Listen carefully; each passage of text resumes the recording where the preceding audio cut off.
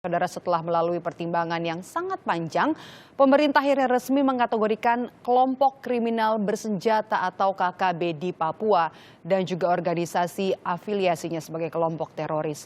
Namun pembelaan KKB sebagai teroris ini dikhawatirkan dapat semakin memperkeruh situasi keamanan di Papua.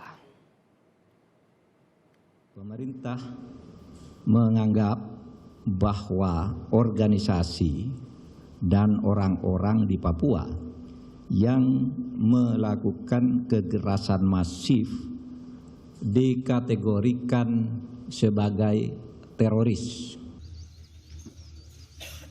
Keganasan kelompok kriminal bersenjata di Papua yang telah menewaskan setidaknya 6 aparat keamanan dan 6 warga sipil sepanjang tahun 2021 menjadi titik berat pemerintah untuk menyematkan label teroris setelah melalui pertimbangan dan diskusi yang panjang dengan semua pihak. Pasalnya, KKB dinilai telah melakukan pembunuhan dan kekerasan secara brutal dan masif. Nah, berdasar definisi yang dicantumkan di dalam Undang-Undang Nomor 5 tahun 2018, maka apa yang dilakukan oleh KKB dan segala nama organisasinya dan orang-orang yang berafiliasi dengannya adalah tindakan teroris. Dengan pelabelan teroris itu, pemerintah pun meminta Polri, TNI, dan Badan Intelijen Negara atau BIN untuk bertindak secara cepat, tegas, dan terukur terhadap KKB dengan catatan setiap penindakan harus sesuai dengan aturan hukum, agar tak ada warga sipil yang menjadi korban. DPR menilai keputusan ini sudah tepat.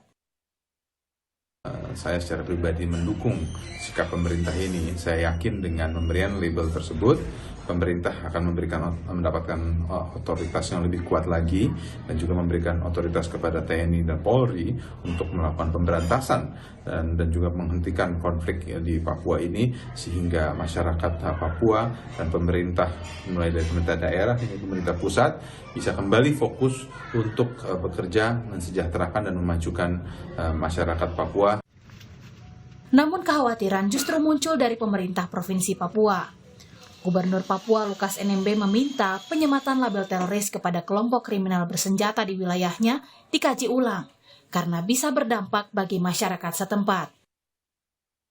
KKB sebagai kelompok teroris perlu untuk ditinjau dengan seksama dan memastikan objektivitas negara dalam pemberian status tersebut. Pemerintah pusat sebaiknya melakukan komunikasi dan konsultasi bersama Dewan Keamanan PBB terkait pemberian status teroris terhadap KKB.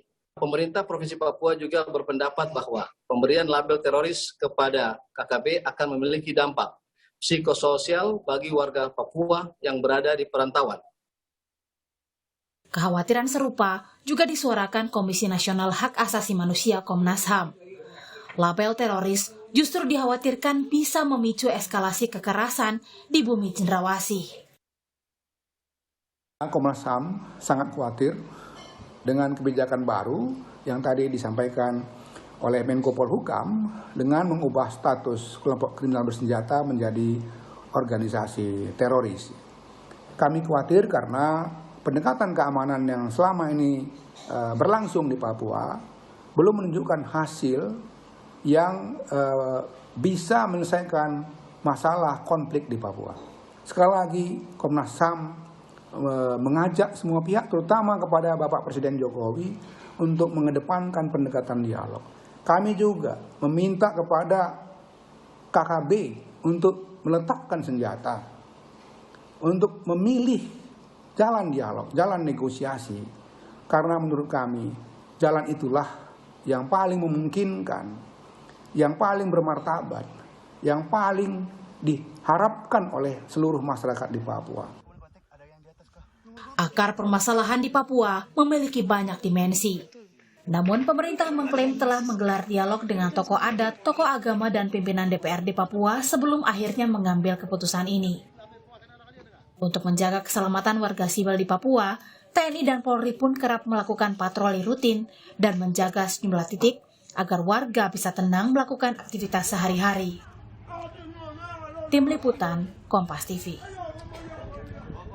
Dan siang ini kita langsung bergabung dengan jurnalis Kompas TV, Vindi Rakmeni di Jayapura, Papua. Selamat siang, Vindi.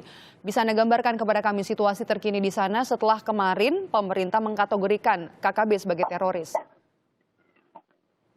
Ya, selamat siang Maida dan saudara. Memang pasca ditetapkannya KKB sebagai kelompok teroris di Papua, memang situasi di beberapa daerah khususnya wilayah Kabupaten Puncak sudah mulai berangsur kondusif seperti itu. Warga sudah mulai beraktivitas, baik mulai dari penerbangan, kemudian pas dan sekolah dan fasilitas kesehatan lainnya di Kabupaten Puncak sendiri sudah mulai beraktivitas seperti itu, melayani masyarakat yang datang untuk mendapatkan pelayanan publik.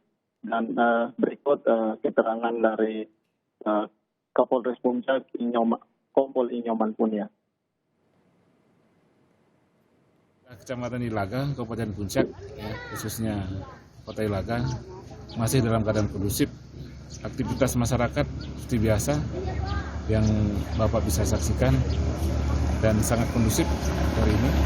Ada kegiatan adat hari ini dilakukan oleh masyarakat Ilaga, ya, khususnya Kabupaten Ilaga, Kecamatan Ilaga, Kota Ilaga. Masyarakat sedang mempersiapkan, ya, untuk kegiatan adat mulai hari ini dan sampai hari Senin.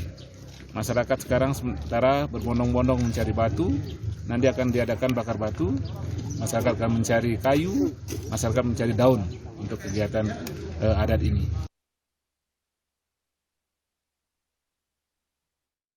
Ya, itu pernyataan dari Kapolres Puncak Kompol Inyoman Punia bahwa memang situasi saat ini di Kabupaten Puncak sudah mulai berangsur kondusif. Namun meskipun sudah berangsur kondusif seperti itu, aparat gabungan TNI Polri terus melakukan patroli dan melakukan penjagaan di beberapa lokasi yang dianggap rawan untuk mengantisipasi serangan-serangan yang akan dilakukan oleh kelompok teroris di Papua.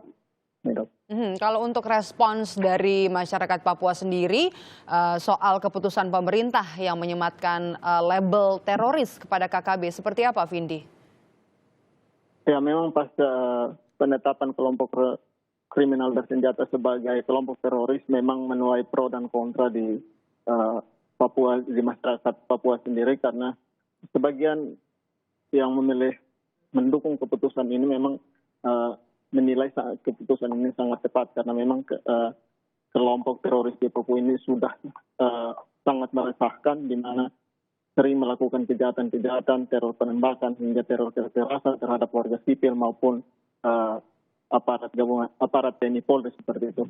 Sebagai contoh, di dalam 4 bulan terakhir atau Januari hingga April 2021 ini sudah ada 16 aksi kejahatan yang dilakukan oleh kelompok teroris di Papua ini, yakni dengan melakukan penembakan pesawat, kemudian juga membakar pesawat, pembakaran rumah warga, kemudian juga penembakan warga sipil dan juga penembakan aparat TNI Polri. Dan dari 16 kali kejahatan ini memang sudah menimbulkan 10 orang yang menjadi atau yang meninggal dunia akibat kekerasan yang dilakukan oleh kelompok teroris di Papua ini.